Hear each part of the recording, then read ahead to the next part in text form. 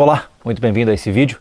Hoje vamos conversar sobre o que alguns podem chamar de teorias do chapéu de alumínio ou até mesmo do tiozão que não aceita que o mundo muda. Mas eu quero ter essa conversa com você para que você saiba exatamente no que nós acreditamos. Quando você vê os nossos vídeos aqui no canal, seja no rancho, seja as brincadeiras que a gente faz ou os tutoriais que a gente faz, saiba que por trás existe uma filosofia.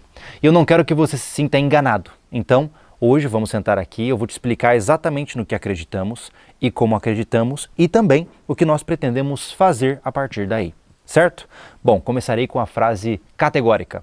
Nós, sobrevivencialistas aqui deste canal, do nosso clã, acreditamos que a sociedade está em decadência e lentamente entrará em colapso. O que isso significa? Bom, o primeiro passo é entender que nós não acreditamos numa ruptura drástica, tá? Existe a chance de algum grande evento acontecer e a sociedade se explodir do dia para a noite? Existe a chance, mas ela é muito pequena. Nós temos muitos dispositivos de segurança criados para evitar essa situação. O que nós acreditamos e que infelizmente se mostra cada vez mais verdadeiro com o passar dos dias é que a sociedade está em um processo de decadência gradual, de lenta velocidade, mas constante. Ou seja, é aquela história do sapo que entra na panela de água e a água vai lentamente sendo aquecida até o ponto onde ferve e o sapo morre. Ou seja, eu não acredito em uma explosão e sim na fervura da água. E eu vou explicar para você por quê, da onde vem essa minha concepção e a concepção dos meus integrantes aqui deste canal e também o que nós pretendemos fazer para passar por essa situação ou ao menos tentar passar por essa situação de uma maneira um pouco mais consolidada. O vídeo de hoje é um oferecimento da Morgantes Metais, uma empresa focada em oferecer para você uma variedade incrível de metais e joias preciosas. Em um momento de instabilidade financeira como vivemos e a perda do valor do seu dinheiro ficando cada vez maior, buscar formas de reservar o seu patrimônio é extremamente importante. Quando olhamos para a história humana, vemos que a melhor forma de fazer isso são com metais preciosos. Mas, se você pensou que guardar prata e ouro são coisas inalcançáveis, a Morgantes Metais pode mostrar o contrário para você. Com lâminas de prata que começam em apenas 1 grama de peso, com certeza você achará a quantidade que você precisa e que cabe dentro do seu orçamento. Se você não pretende não só reservar valor, como também presentear a si mesmo ou alguém que você gosta, a Morgantes Metais também possui joias diferenciadas e de estilo clássico para você. Com combinações de pedras e metais muito bonitos, uma joia Morgantes é a certeza de impressionar com o presente. Além disso, eles também oferecem serviços como gravações a laser, purificação de metais preciosos e pedidos personalizados, aumentando ainda mais a gama de benefícios que você pode ter. Confira agora o site morgantesmetais.com ou clique no primeiro link na descrição para conhecer a marca e todos os seus produtos. Veja, comecemos pelo começo. Por que a sociedade está em decadência? Bom, veja que nós vamos falar aqui de fenômenos e não de gostos, tá? O meu gosto pessoal não necessariamente está entrando nessa equação aqui agora. Vamos pensar no seguinte, o que estrutura uma sociedade? Quando a gente pensa em um grupo de pessoas que se reúne e começa a construir uma civilização. Esse grupo geralmente partilha valores em comum, certo? Se, por exemplo, eu não compartilho o mesmo valor que você, dificilmente a gente vai se unir para fazer alguma coisa. Então, toda civilização possui alguns valores que são pilares que sustentam aquela sociedade. Ao longo da história, nós observamos inúmeras civilizações que tinham pilares consolidados e uma vez que eles foram destruídos, o que aconteceu? Caiu tudo por terra. Isso significa que o apocalipse e a humanidade deixou de existir? Não. Aquela civilização caiu e uma nova civilização se ergueu. O problema é que nesse período de transição, entre o fim de uma civilização e o começo de outra, há um período de caos. E nesse período há a violência, a pobreza, a fome, a guerra e, obviamente, há o risco de morte muito claro nas nossas vidas. Então, entendendo isso, nós temos que compreender que esses mesmos pilares também existem no mundo atual. Hoje nós estamos em um mundo bastante americanizado, né? Ou seja, os Estados Unidos fez um trabalho de politização e ao mesmo tempo espalhar a sua cultura para muitos países e o Brasil, de certa forma, tem muitos valores americanizados também. Mas mais do que isso, todo o mundo ocidental, incluindo a Europa, é baseado nos valores cristãos. Seja você religioso ou não, seja você um cara que acredita em Deus ou não, a questão não é essa aqui. A questão é que grande parte das nossas leis, dos nossos direitos e deveres, das nossas constituições nacionais foram baseadas em valores que derivam do cristianismo. Sejam os 10 mandamentos, sejam as regras de conduta gerais. Por exemplo, no Brasil, há um bom tempo, há a necessidade da família, do cara que é trabalhador, daquele que veio aqui para pagar os seus pecados e tentar deixar um legado bom para os outros e morrer com chance de ir para o céu. Ou seja, sempre houve essa concepção, e mesmo sem a roupagem religiosa, nós, muitas vezes não religiosos, acabamos também pegando esses valores. Isso porque é impossível você se blindar dentro de uma sociedade e não pegar os valores que ela propaga, certo? Então, veja, compreendendo que a nossa sociedade atual veio desses pilares fundamentais, nos tempos atuais nós estamos vendo uma transfiguração desses pilares. Ou seja, tudo aquilo que sustentava a nossa civilização moderna está sendo gradualmente corroído ou alterado. Por exemplo, hoje existem afirmações que são obviamente aceitas por séculos que já podem soar completamente absurdas. Afirmações como, por exemplo, um homem tem que ser forte para proteger a sua família. Já tem gente que discorda. Ou, por exemplo, eu preciso de uma boa esposa para me tornar um bom homem. Tem gente que discorda. Eu morro para defender os meus filhos e a minha propriedade. Tem gente que discorda. E assim consecutivamente. Muitas frases que eram consideradas convencionais e senso comum, hoje lentamente começam a não fazer mais sentido. Talvez os mais velhos agora, eu não sou tão velho assim, mas eu estou na metade do caminho, né? Já estou próximo dos meus 34 anos, né? Mas os mais velhos, de 40, 50 e 60 anos, talvez estejam sentindo essa mudança de uma maneira mais drástica. Lentamente, talvez você aí possa colocar aqui embaixo nos comentários se você concorda comigo. Lentamente parece que o seu espaço de fala está sendo diminuído. Lentamente você sente que as suas crenças, o que você acredita que é certo e errado, começou a virar algo que não se encaixa mais na realidade atual. É como se ninguém te levasse a sério e tudo que você tenta defender não faz mais sentido nos tempos atuais. Isso é um sintoma de uma sociedade que está mudando. E muitas vezes, essa mudança, quando ela é muito abrupta e muitas vezes intencionalmente colocada por argumentação política ou por interesses financeiros, ela acelera essa decadência. Veja. Então, nos tempos atuais, nas últimas décadas, vamos colocar aí nas últimas 3 décadas, vamos deixar mais amplo, mas eu diria que nas últimas 2 décadas principalmente, nós tiramos os fundamentais da sociedade, que é o valor à família, o valor ao trabalho, o valor à honra e o valor, obviamente, ao seu império pessoal, à sua liberdade pessoal. Nos tempos atuais, você observa pessoas mergulhadas em comportamentos que são característicos de sociedades decadentes. Veja, olha só que interessante, isso eu tenho que falar com calma. E peço perdão se o meu discurso está um pouco solto, mas eu não estou com roteiro aqui, tá? Eu estou conversando com você. Olha só, sempre que uma sociedade passa do seu auge, existem alguns comportamentos que evidenciam que nós estamos entrando em uma queda civilizatória. Eu já fiz um vídeo sobre isso aqui há um bom tempo atrás. Se eu achar ele, eu vou colocar aqui nos cards. Mas a princípio são comentários muito simples. Por exemplo, a economia começa a ficar instável. As finanças em geral, o dinheiro começa a ficar sem valor. Parece que você tem que trabalhar cada vez mais e se divertir cada vez menos. Isso é um dos sintomas. Segundo sintoma, você tem um problema com a cultura, onde existe uma excessiva erotização. Olha que loucura, sempre que uma civilização está na beira do colapso, a erotização aumenta, ou seja, o sexo banalizado, a vulgaridade banalizada. Então isso é um sintoma. É só você voltar na história que isso aconteceu várias vezes antes de um colapso. Roma foi assim. Roma se tornou um antro de orgias e perversões das mais variadas coisas antes do seu colapso final. Isso porque parece que é uma espécie de... é um feeling, né? Um sentimento visceral humano de se mergulhar nos prazeres efêmeros quando ele sente que não tem nada de longo prazo que ele possa construir. Quando você olha para o seu futuro e não tem certeza que ele vale a pena, o que você faz? Você vai para os prazeres carnais, você vai para o sexo, você vai para as drogas, você vai para aquilo que vale agora. Eu vou viver o hoje porque eu não sei se vale a pena estar aqui amanhã.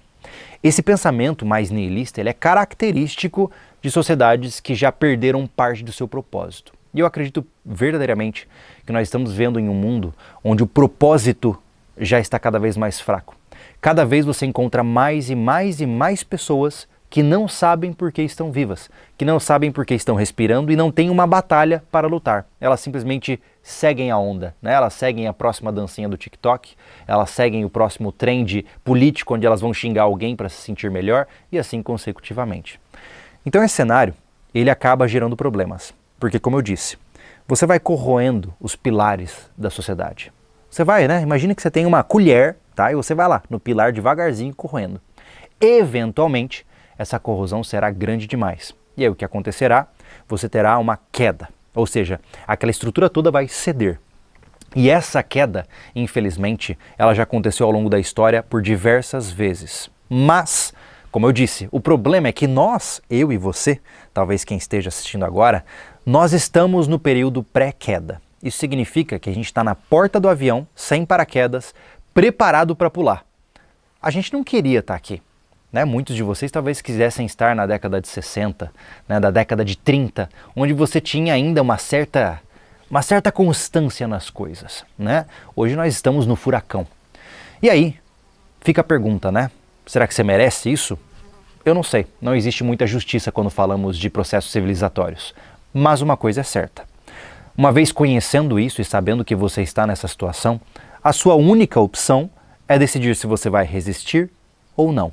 Entendendo que a sociedade está arrumando para um caminho que você não quer, está apresentando valores que você não concorda, está fadada a destruir-se pela sua própria loucura, o seu caminho de decisão é: ou eu mergulho de cabeça e enlouqueço junto, ou eu me afasto e me construo para me preparar para o período transicional civilizatório. Nós sobrevivencialistas estamos nesse barco aí. Nós acreditamos que, novamente, como a sociedade está em um processo de colapso, a gente tem que se afastar da sociedade e se preparar para o processo de transição. Como que a gente vai fazer isso? Como que a gente está pretendendo fazer isso? Bom, veja, o impacto ele acontece principalmente nas grandes metrópoles. Se alguma mudança cultural, financeira ou política vai acontecer, o primeiro lugar que ela de fato impacta todo mundo é em uma grande capital. Certo? Então isso significa, é como uma pedra no lago, né? Você jogou a pedra exatamente onde ela cai, é onde faz o maior espalhamento de água ali e depois as ondas vão sendo mais leves. Isso significa que o primeiro passo de um sobrevivencialista é se afastar das grandes cidades, para que nós possamos então ficar um pouco mais afastados desse impacto imediato que acontece quando as coisas desandam. Isso porque cidades não só recebem esse impacto, como também são centros muito vulneráveis. Em uma cidade, você não tem a opção de fazer um poço artesiano, você não tem a opção de produzir alimento, você depende de uma cadeia logística tão gigantesca que se alguma coisa falhar, você acaba pagando um preço alto. É só você voltar no tempo e lembrar da greve dos caminhoneiros, da pandemia. Nessas pequenas situações que foram pontuais e ainda bem que não aumentaram, nós já observamos que a fragilidade é gigantesca nos grandes centros. Então, geralmente sobrevivencialistas optam por sair dos grandes centros. Só que eles não saem sozinhos, nós não temos uma ideia de lobo solitário, né? O que eu acredito e o que nós aqui do sobrevivencialismo acreditamos é que o foco está na força em grupo. Isso significa que o seu objetivo como sobrevivencialista é se afastar das grandes cidades com um grupo que você confie, para que juntos, seja na mesma propriedade ou não, morando próximos um dos outros, você crie uma rede de apoio para que todos vocês possam dividir habilidades e ajudarem-se mutuamente. Isso porque, para manter uma civilização, para manter um grupo de pessoas vivo, você precisa de gente. Você sozinho, como provedor, não vai dar conta de fazer tudo o que você precisa para sua propriedade. Então ter outros aliados que também estão produzindo é importante. Senão, você teria na história humana uma série de famílias que moraram sozinhas no meio do nada. Isso não acontece, você sempre tem uma pequena tribo. Uma vez criado essa tribo, ou seja, essa rede de apoio, você começa a estratégia. Veja, eu vou utilizar o nosso exemplo aqui do rancho, né? Muitas vezes você vê os vídeos da gente se divertindo lá, brincando, mas por trás de toda essa brincadeira existe uma linha estratégica que nós estamos seguindo. Qual é o nosso objetivo aqui? Nosso objetivo é, dentro dos limites desta propriedade, nós queremos manter 4 famílias com recursos suficientes para não depender do ambiente externo com tanta intensidade. Significa que a gente quer ficar aqui dentro e nunca mais sair? Não. Mas nós estamos plantando mudas frutíferas, vamos ter hortas, vamos ter animais, estamos tentando já técnicas de cultivo diferentes para ganhar experiência. Por quê? Se a gente conseguir produzir comida suficiente aqui dentro para não morrer de fome, isso já é o primeiro passo. Porque, como eu disse, é menos uma vulnerabilidade lá fora. Nós estamos interessados em sistemas elétricos que não dependem do fio de luz que está vindo da concessionária. Nós estamos interessados em sistemas de purificação da água para que a gente possa trabalhar melhor a potabilidade da nossa hidratação de uma maneira geral. Então veja que lentamente a gente vai trabalhando as bases desse local para depender cada vez menos de lá. Ou seja, quanto menos eu precisar abrir aquela porteira para sair, melhor. Isso porque nós somos isolacionistas e a gente não gosta do mundo? Não. Isso significa que a gente tem medo do mundo e quer se esconder? Não. Nós acreditamos que a única forma de preservar o estilo de vida que nós acreditamos está em criar uma pequena bolha ao nosso redor. Sim, todos nós vivemos em uma bolha, né? Seja você, seja eu, cada um tem uma bolha ali de amigos, de crenças, e a nossa bolha é essa. Então, aqui dentro, eu tenho a opção de criar as minhas filhas, como eu quiser. Eu tenho a opção de fazer o que eu quiser, desde que ninguém lá fora esteja de olho. Naturalmente, essa última frase nos faz pensar, porque eu sempre digo que não adianta você ter um sítio maravilhoso ou uma preparação incrível e não ter meios ou uma filosofia de defesa. Caso contrário, você é só um supermercado. Se eu tiver um rancho maravilhoso aqui, mas se alguém pular aquela porteira e não tiver meios para me defender, o que acontece? Ele pega o que ele quiser e faz o que quiser comigo e com a minha família. Então, dentro do sobrevivencialismo tem esse foco também importante no mundo da defesa. Aqui no YouTube a gente cansou de falar de armas de fogo porque não é conveniente para a agenda atual a gente trazer armas de fogo para debate. Mas a gente continua treinando. Lá na nossa área para assinantes a gente está trazendo vídeos de armas, mostrando uma série de treinos. Por quê? Porque a gente acredita que uma das principais características de um sobrevivencialista é que ele é um guerreiro hábil. Então, eu, Júlio, por exemplo, sempre busquei o conhecimento das armas de fogo. Eu e o Anderson tivemos a oportunidade de fazer vários cursos, várias coisas diferentes. O Thiago, por exemplo, é um cara que luta. E recentemente até estava mostrando lá no outro canal os treinos de jiu-jitsu dele. Então, aqui dentro existe essa cultura de que um sobrevivencialista precisa saber se defender. Isso porque quando lá fora o negócio começar a desandar, quando lá fora a sociedade começar a se tornar insustentável e os ratos saírem da toca buscando novos recursos, eles vão bater aqui na frente. E aí entra o aspecto mais sombrio da preparação, que, querendo ou não, se as coisas piorarem como nós imaginamos, eventualmente alguém vai querer pular aquela porteira. E eu tenho que estar preparado para isso. O meu clã tem que estar preparado para isso. E é por essas e outras que os sobrevivencialistas falam tanto de defesa, falam tanto de preparação contra atos violentos. Entende? Mas no final, nós estamos fazendo isso não porque a gente tem medo. Você não vai ver o Júlio querendo se intocar debaixo da terra e ficar ali torcendo para a tempestade passar. Não. A gente bota o peito aberto mesmo. A gente está pronto para enfrentar essa tempestade. Nós estamos prontos para... nós treinamos e a gente está construindo uma infraestrutura para que quando a tempestade vier, a gente consiga ficar orgulhosamente de pé e defendendo o que nós acreditamos. Talvez o sistema que está lá fora vai nos engolir? Talvez sim.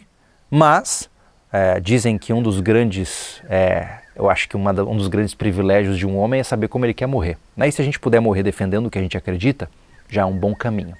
Então, é sobre isso que se trata o sobrevivencialismo. É se isolar da loucura lá fora, construir um ambiente saudável para você criar os seus rebentos, para criar as suas sementes, os seus atos de resistência. Eu, Júlio, acredito que ser pai é ser basicamente um militante. E os meus filhos, as minhas filhas no caso, elas são atos de resistência, são elas que vão carregar os meus costumes para frente. Então eu preciso formá-las num ambiente adequado. E é aqui que eu vou fazer isso. É aqui, nesse pequeno santuário, nessa pequena terra prometida, frágil, mas que ainda é nossa, onde nós vamos tentar lutar por um mundo melhor. Eu espero que essa lógica faça sentido para você. Se você gostou, se você não gostou, também está tudo bem. Eu gostaria de saber o que você pensa. Geralmente, esses vídeos que eu faço aqui, eles têm pouquíssimas visualizações porque são vídeos mais aprofundados em filosofia e não tem tanto tchan, né? Mas eu preciso fazê-lo, porque assim você já sabe quem nós somos, o que nós defendemos. Nós acreditamos na liberdade de viver a vida como nós queremos, nós acreditamos na independência de recursos, de ambientes externos, e nós acreditamos que os nossos filhos vão carregar os bastiões do nosso estilo de vida. De maneira geral é isso. Agora, se nós somos loucos, talvez sejamos. Talvez a gente seja o chapéu de alumínio, né? Ou talvez não. Quem sabe, né? O tempo vai dizer. Mas uma coisa eu te garanto. Nós não somos paranoicos. Não ache que sobrevivencialistas são... Bom, tem alguns que são. Mas nós aqui, nós não somos obstinados e ficamos o tempo todo olhando para os lados e preocupados com o que vai acontecer. A gente se diverte um monte por conta desse estilo de vida. Quando a gente está aqui numa pernoite brincando, explodindo coisa, dando risada, isso é ser sobrevivencialista. E a gente não está fazendo pelo vídeo, a gente faz muitas vezes sem filmar também. Porque eu amo isso aqui. Eu sou um homem melhor desde que me tornei sobrevivencialista. Eu sou um homem melhor desde que acreditei que construir o meu pequeno império com pessoas que eu confio e que de fato podem depender de mim é o melhor caminho para viver uma vida plena. Então, agora você já sabe. É nisso que a gente acredita. E eu gostaria de saber o que você pensa. Coloca nos comentários aqui embaixo para a gente trocar uma ideia com mais calma também. Tá bom? No mais, nos vemos no próximo vídeo. Eu sou o Júlio Lobo e esteja preparado.